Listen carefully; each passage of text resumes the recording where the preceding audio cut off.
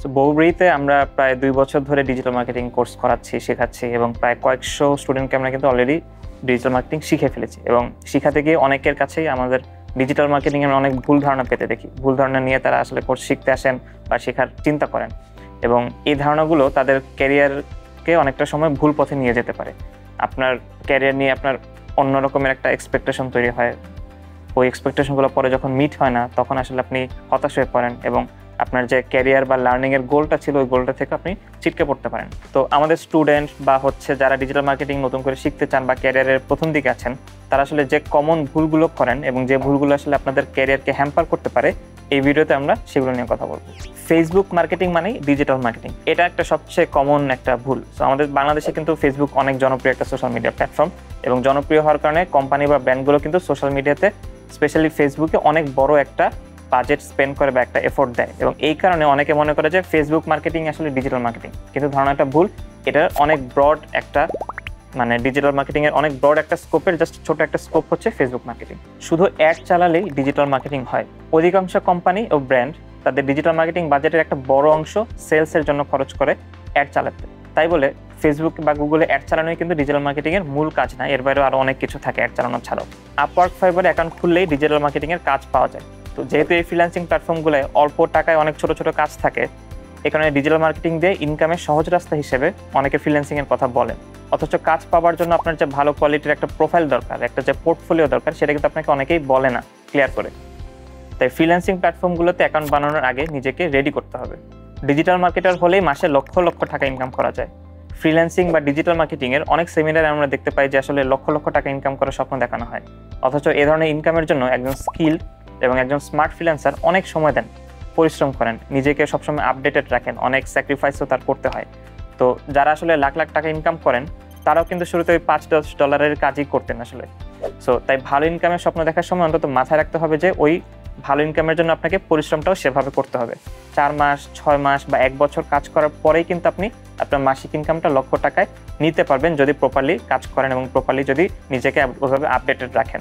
আবার 4 মাস, 6 মাস, 1 বছর পর ইনকাম 1 লক্ষ টাকা করলেও সেটা যে সমান হারে বাড়তে থাকবে বা সেটা যে ফিক্সড 1 লক্ষ টাকা থাকবে, ব্যাপারটা কিন্তু তাও না।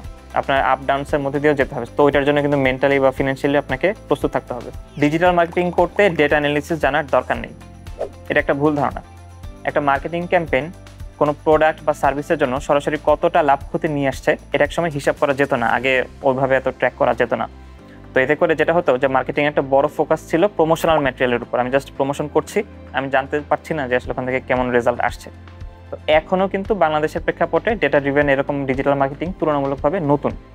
তাই ডিজিটাল মার্কেটিং করতে যে ডেটা অ্যানালাইসিস কতটা জরুরি সেটা আসলে অনেকেই উপলব্ধি করতে পারে না। তো বাস্তবতা হচ্ছে আপনি ডিজিটাল মার্কেটিং যে কাজটাই করেন না কেন, আপনাকে কোনো না কোনো ডেটা পয়েন্ট নিয়ে ভালোভাবে জানতে হবে।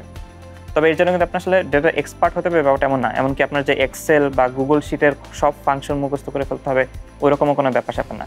জাস্ট আপনাকে বিগিনার লেভেলে জানতে হবে যে ডিজিটাল মার্কেটিংয়ের আপনি ক্যাম্পেইনের কোন কোন মেট্রিক আপনি ট্র্যাক করতে চাচ্ছেন, ওই মেট্রিকগুলো কীভাবে ট্র্যাক করবেন এবং ওখান থেকে আপনার রেজাল্টটা আপনি কোন উপসংহারে আপনি পৌঁছাবেন, কোন কনক্লুশনটা আপনি নেবেন যে আপনার মেট্রিকটা কতগুলো ভালো কাজ করছে, কতগুলো কাজ করছে না। শুধু মোবাইল দিয়ে ডিজিটাল মার্কেটিং করা সম্ভব। সোশ্যাল মিডিয়াতে আমরা যেসব কন্টেন্ট দেখি সেগুলোর একটা বড় অংশই কিন্তু মোবাইল ফোন দিয়ে এডিট করা, সেটা ফটো হতে পারে, ভিডিও হতে পারে। সেই কারণে অনেকে মনে করেন যে আসলে আমি মোবাইল দিয়েই ডিজিটাল মার্কেটিং করে ফেলতে পারবো। কিন্তু ব্যাপারটা হচ্ছে আপনি যদি প্রপারলি ডিজিটাল মার্কেটিংয়ের এভিনিউগুলো এক্সপ্লোর করতে চান, এটা যদি কাজে লাগাতে চান, এটার যে টুলসগুলো আছে, আপনার আসলে পার্সোনাল কম্পিউটারের কোনো বিকল্প নেই। ডিজিটাল মার্কেটিং খুবই সহজ, এটা একটা ভুল ধারণা। অন্য যে কোনো সময়ের চেয়ে আসলে ডিজিটাল মার্কেটিংয়ের টুলগুলো এখন প্রায় সবার হাতের নাগালেই আছে। সো কেউ চাইলেই একটা পেজ খুলে ফেলতে পারে, একটা গ্রুপ বানিয়ে ফেলতে পারে, এমনকি কার্ড যদি থাকে সে অ্যাডও রান করে ফেলতে পারে। সো অনেকে মনে করে যে আসলে কন্টেন্ট বানানো আর পোস্টিং শিখতে পারলে আমার ডিজিটাল মার্কেটিং শেখা হয়ে গেল। এই ভুল ধারণার জন্য অনেকে ডিজিটাল মার্কেটিং কাজকে সহজ মনে করেন এবং তারা অল্প একটু শিখে মনে করেন যে আমি আসলে অনেক এক্সপার্ট হয়ে গেছি, এখন আমার তো আসলে অনেক টাকা ইনকাম করার সময় চলে আসছে। এটা একটা ভুল ধারণা। আবার এটার অপোজিটটা হচ্ছে ডিজিটাল মার্কেটিং খুবই কঠিন, এটা অনেকে মনে করেন এবং এটা আসলে ভুল ধারণা। ভালো কাজ না শিখে অনেকে ডিজিটাল মার্কেটিং করতে গিয়ে হতাশ হয়ে পড়েন। তার কয়েকটা কারণ আছে, যেমন আপনি হয়তো অ্যাডে বেশি খরচ করে ফেলছেন কিন্তু সেল আসছে না সেভাবে। আপনি তো সোশ্যাল মিডিয়াতে অনেক পোস্ট করছেন কিন্তু সেগুলোতে এঙ্গেজমেন্ট যেরকম চাচ্ছেন সেরকম আসছে না, বা আপনার একটা ওয়েবসাইট আছে কিন্তু সেখানে অর্গানিক ট্রাফিক খুবই কম। তো এরকম পরিস্থিতিতে আপনার মনে হবে যে ডিজিটাল মার্কেটিং অনেক কঠিন, স্বাভাবিক। একবার ডিজিটাল মার্কেটিং শেখাই যথেষ্ট, এটা অনেকে মনে করেন, যেটা আসলে একটা ভুল ধারণা। ডিজিটাল মার্কেটিং একবার শিখে ফেললে একে বিভিন্ন উপায়ে আপনি অ্যাপ্লাই করতে পারবেন, ঠিক আছে, কিন্তু প্রতিনিয়ত আপনার নতুন স্কিলকে আপডেট করার চেষ্টা চালিয়ে যেতে হবে। ডিজিটাল মার্কেটিং আসলে কি, অনেকগুলো টুলস ইউজ করতে হয় আপনার। এই টুলসগুলো কিন্তু সফটওয়্যার হতে পারে। সো প্রত্যেকটা কোম্পানি যারা সফটওয়্যারগুলো বানায় তারা কিন্তু নিয়মিত আপডেট করতে থাকে, এবং ওই আপডেটগুলোর সাথেও কিন্তু আপনাকে মানিয়ে চলতে হবে। তো এটা যদি না করতে পারেন, সবসময় নিজেকে যদি আপডেট করার চেষ্টা চালিয়ে না যান, তাহলে একটা সময় আপনার ইনকামের সুযোগ কমে যাবে। তাই ডিজিটাল মার্কেটিং করার পাশাপাশি নতুন কিছু শেখার চেষ্টা করতে হবে এবং চেঞ্জগুলোর সাথে নিজেকে মানিয়ে ফেলতে হবে। তো এই যে ভুল ধারণাগুলো নিয়ে কথা বললাম, এগুলো যদি আপনি ওভারকাম করতে পারেন, আপনার ডিজিটাল মার্কেটিং ক্যারিয়ারটা অনেক সহজ হয়ে যাবে। এটা ঠিক যে ডিজিটাল মার্কেটিং আসলে সহজ না, তাই বলে এটাকে খুব কঠিন মনে করে নিরাশ হবারও কারণ নেই। সময় নিয়ে, ধৈর্য নিয়ে শিখেন, আপনি ভালো করতে পারবেন ইনশাল্লাহ।